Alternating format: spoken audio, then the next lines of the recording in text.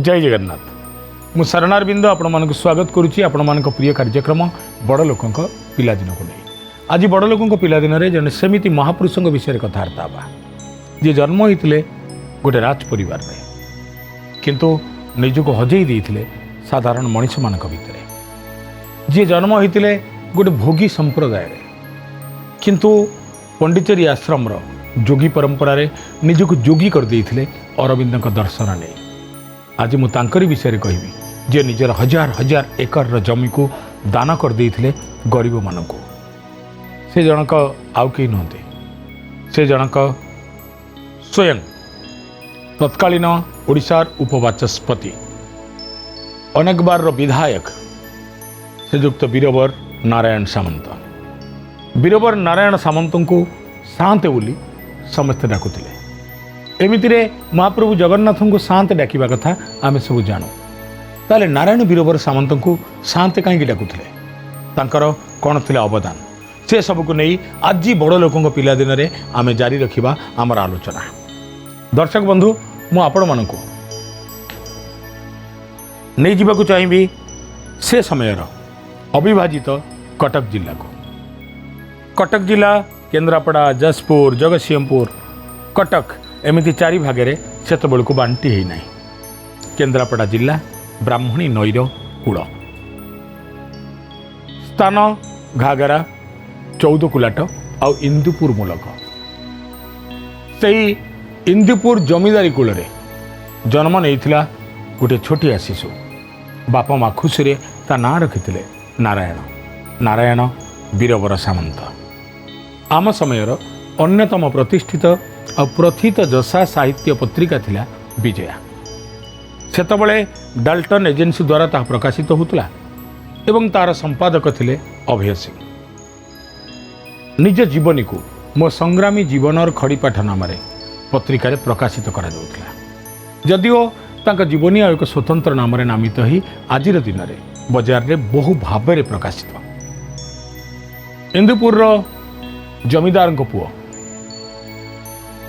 पिलाटे दिन गरीब गुरुबांकर सेवा करिबा अन्य मानक पई दिन राति खटिबा अन्य मानक पई निज निद हजई देबा यह तिला तांकर अभ्यास।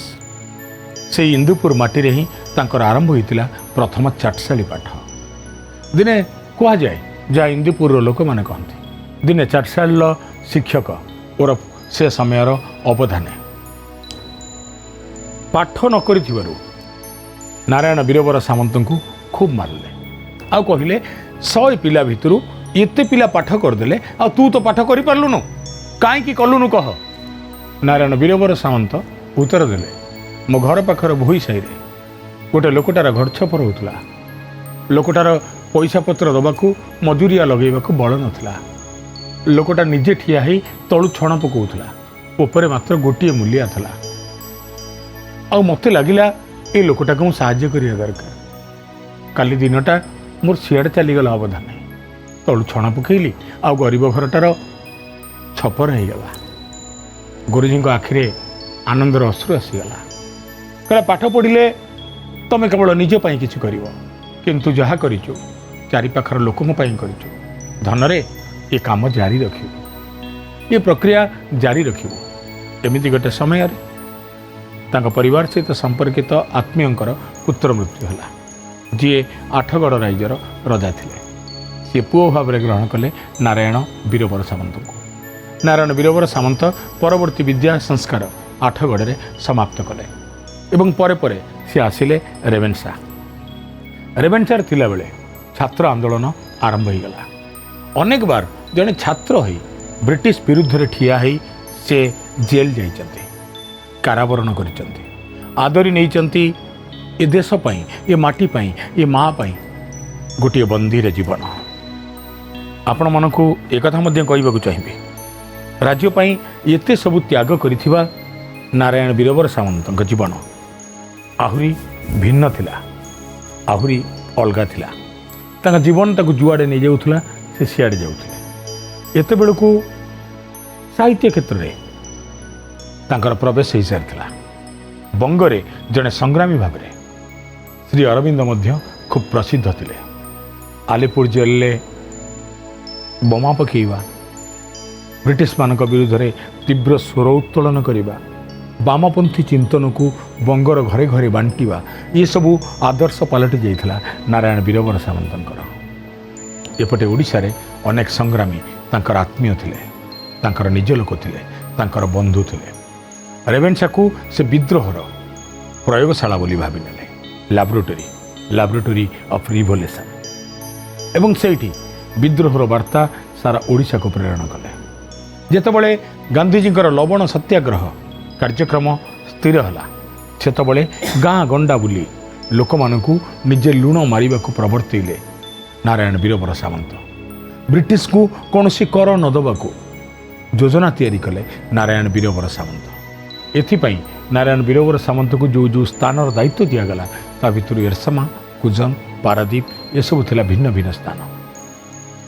ଏସବୁ ଦାୟିତ୍ୱ କରୁ କରୁ ଚଟୁଆରେ ଥିବା ପ୍ରସିଦ୍ଧ ବେଡ଼ି ମଠକୁ ନିଜ ଆବାସ ବନେଇଲେ ନାରାୟଣ ବୀରବର ସାମନ୍ତ।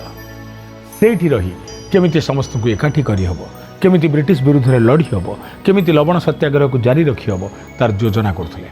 ଏଥିପାଇଁ ଅନେକ ସମୟରେ ତାଙ୍କୁ ସେ ମୁଲକର କୁଜଙ୍ଗ ଅଞ୍ଚଳର କୁଜଙ୍ଗ ବ୍ଲକର କାଳିଆପାଟ ନାମକ ଗାଁକୁ ଯିବାକୁ ପଡ଼ୁଥିଲା।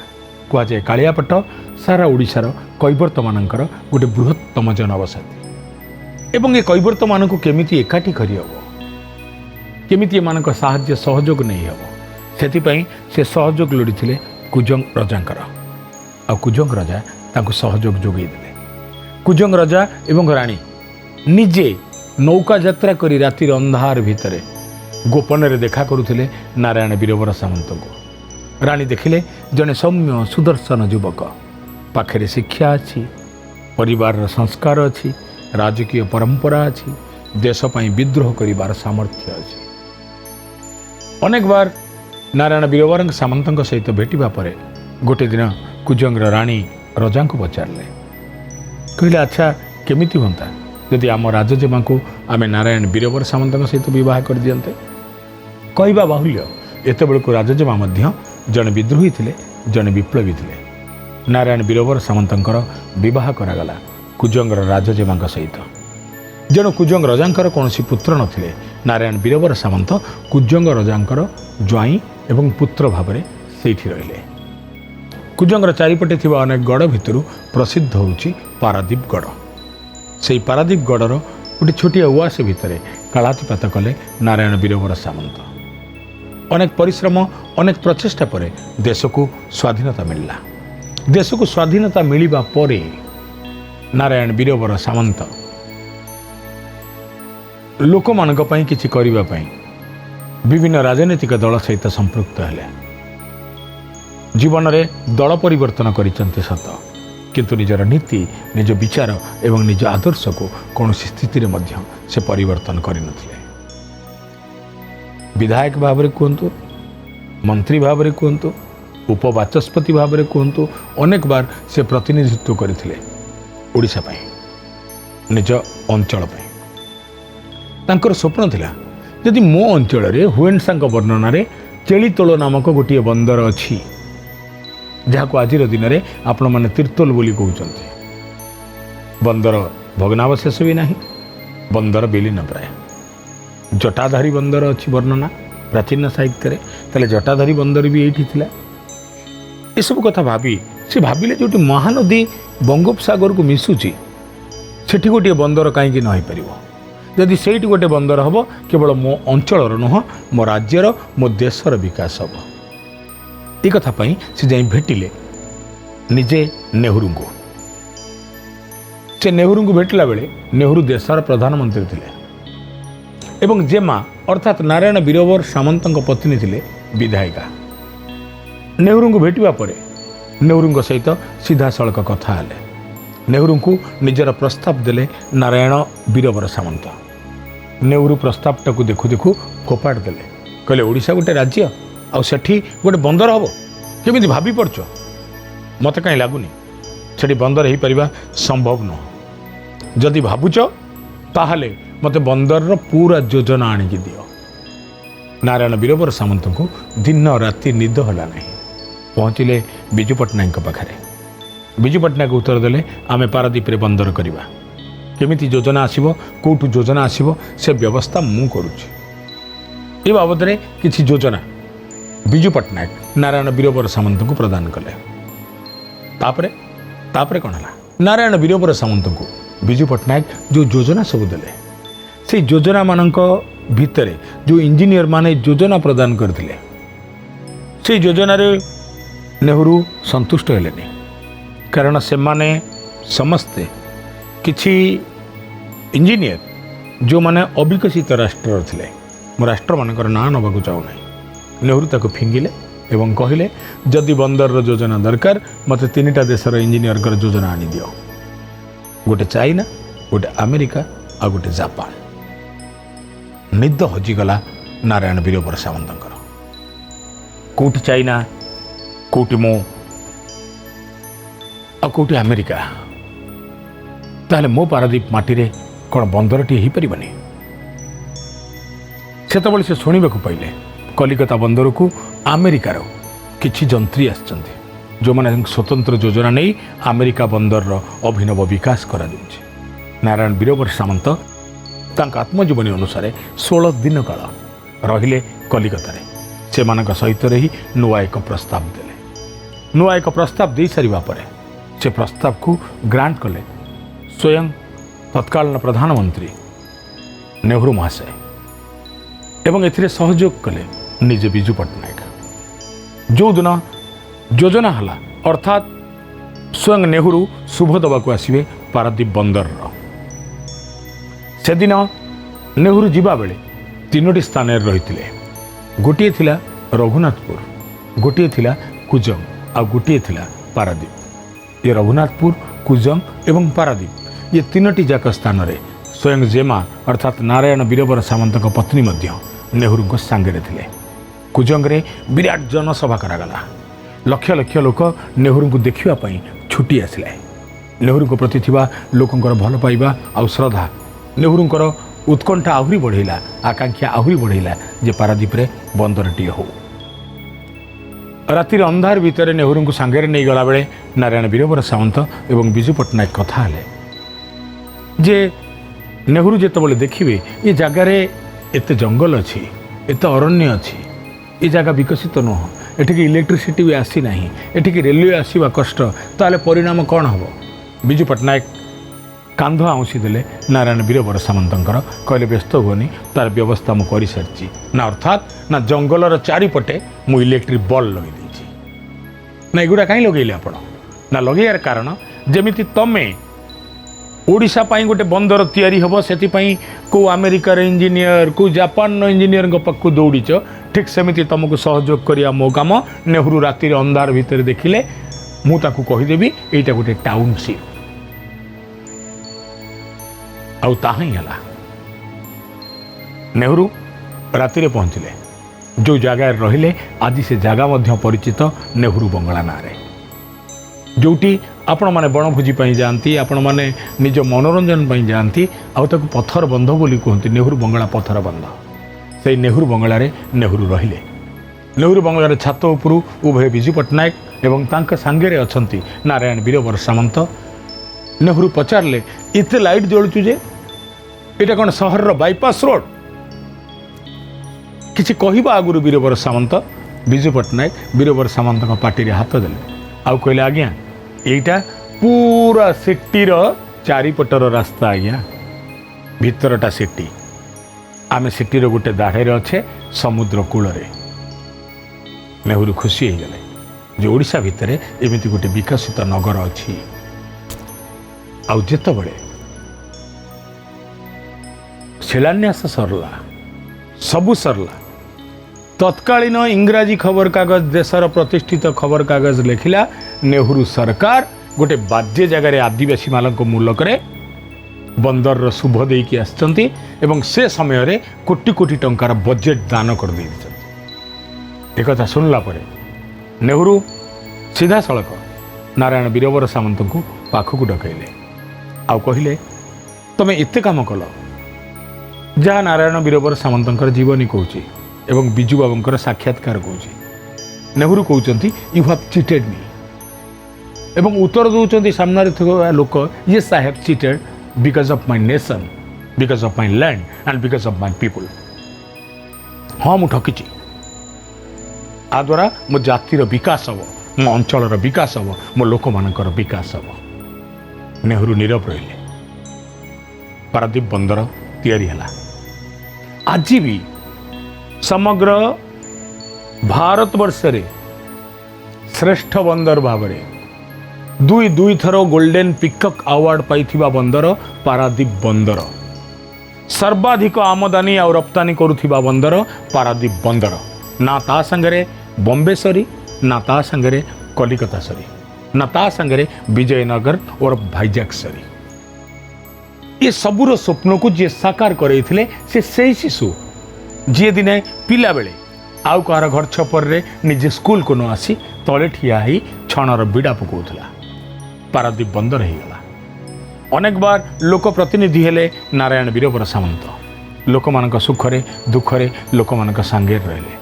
नारायण वीरवर सामंत विषय एमिति किछि कथा से अंचल शुणा मिले और एमिति वर्णना पुस्तक रही। दिने गोटे लोक पाखक आसला, पाखक आसी कहला मो घरे किछि नहीं, खाइबाकू भी नहीं, मो पिलाए 1.5 दिन हम खाई ना।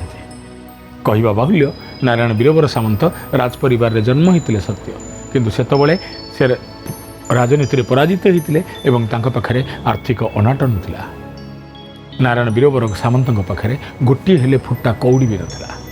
नारायण वीरवर सामंत तांका ठाकुर घर को गले और ठाकुर घर गोटे नोटाटे आनले और लोकटा को देख कहले एटा गामुछा भितर लुचई नहीं कि पड़ा, काले आम परिवार लोक देखिले तोठू नहीं जिवे। ये साधारण नोटा नुह, रूपार नोटा, कामेर लगे मासे तो खाई पारिबो जा। लोकटा आखिर लुह झरीगला। लोकटा नारायण वीरवर सामंत सहित दीर्घ काल दीर्घ जीवन तांकर कर्मी भाव रहा। किछ दिन पर से लोकटा मरीगला। नारायण वीरवर सामंत जने ड्राइवर भी थे। किछ दिन पर ड्राइवर भी चलीगले। नारायण वीरवर सामंत जो कार चलई जान नथिले, तांकर एकमात्र कार तांको घरे थुआ होतला। तांका ड्राइवर रो पुओ सबुदिन आसे आ कारटा को चाहे। नारायण वीरवर सामंत ताको दिने पाखक डाकिले, कहले बाबूरे आसिलु। पिलाटा पाखक आसला। नारायण वीरवर सामंत पचारले सबुदिन आसचु, मो कारटा को देखुचु जाउचु, कारण कौन ना मो बापा को चलाउथिले, केबे केबे आम घर को नौथिले। मुझे गाड़ी में बुलूली, आपणकर गाड़ीटा थुआ है, मुझे ये गाड़ीटा नियंती मु ड्राइविंग शिखी सारी मु चलाती 2 पैसा रोजगार होता।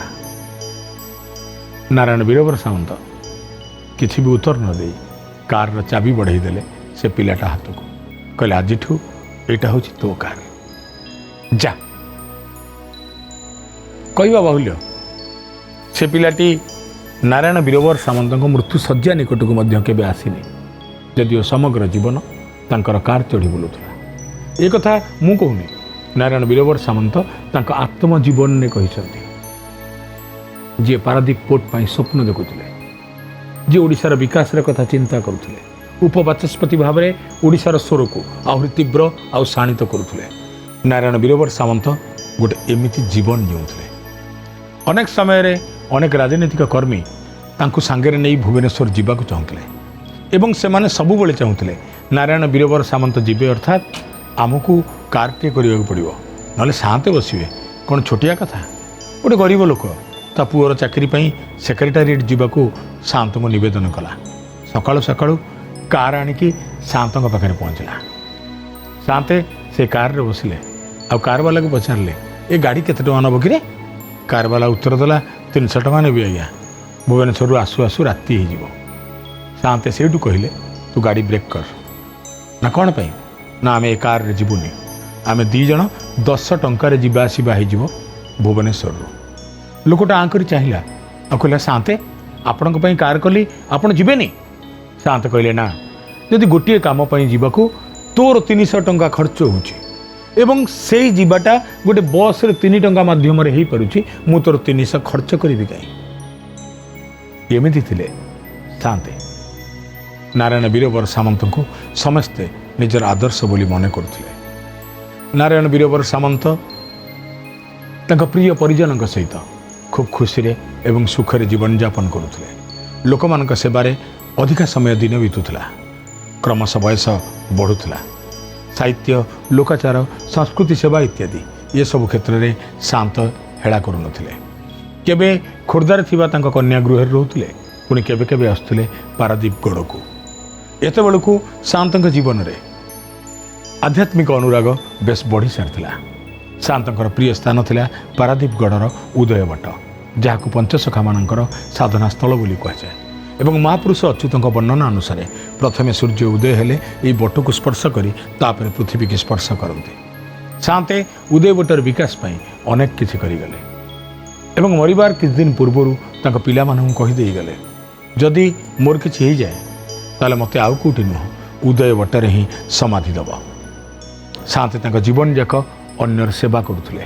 शांते तांको जीवन जाक अन्य पाई निजको समर्पी देइथिले। कहवाक गले पंडिचेरी आश्रम सहित श्री अरविंद दर्शन सहित तांकर संपर्क बहुत निबिड़ हो सारी। अधिकांश समय पंडिचेरी में बीतौले, किंतु अंतिम समय शांति फेरिले निज घर को, अर्थात पारादीप गढ़र उआस को। पारादीप गढ़र उआस थिला बेले शांतर देहांत है, किंतु कौन कारणवशत शांतर इच्छा, लक्ष्य एवं अभिलाष पूरण हो पारानी। तांको उदय बटरे समाधि दिया ही पारानी। समाधि दिगला पैतृक घरे। आज कहवा बाहुल्य, आ भीतर अनेक सरकार आसिले, अनेक सरकार गले। पारादीप बंदर बहुत विकसित है, किंतु केही भी मन पकई ना नारायण बीरबर सामंत नामक से व्यक्ति को। जदिओ आज तांको अंचलर मंत्री तांको मूलकरे नारायण बीरबर सामंत नाम महोत्सव करवा, नारायण बीरबर सामंतर स्टाच्यूटी स्थापना करने प्रतिमूर्ति स्थापना करने को प्रचेषा करवा, से धन्यवाद। किंतु ऐतिहासिक कारण ए जाए शांत को सेतिकी मन पकई ना जेतिकी मन पकईवा कथा। अंचलवासी सेतिकी मन पकई ना जेतिकी मन पकईवा कथा। गोपियाकुद पंचायतर हजार हजार कंधा चाषी को निजर कंधा भूईकी मागणार दान करथिले शांते। जेतबेले तांको पचरा गला ये कोटी कोटी टंकार भूमि आपण एबे भी कहतु, निष्पत्ति नवा आगुरु कहतु, यार अर्थ बहुत बेसी हो पारे। शांत हसी हसी उत्तर देले, ना मो भूमि जदि अन्य कहार पेट पूरी दूची ताले से मानकर पेट पूरी जाऊ। नारायण बीरबर सामंतर जामाता थिले विशिष्ट लेखक मनोज दास। तांको भाषारे मो ससुर ससुर नुह ईश्वर थिले। आपण मन जानुथिले नारायण बीरबर सामंत विषय। एबे समय होईछि बड़ लोक पिलादिन कार्यक्रम आपण मानकठु विदाय नबार। विदाय दियंतु। जय जगन्नाथ।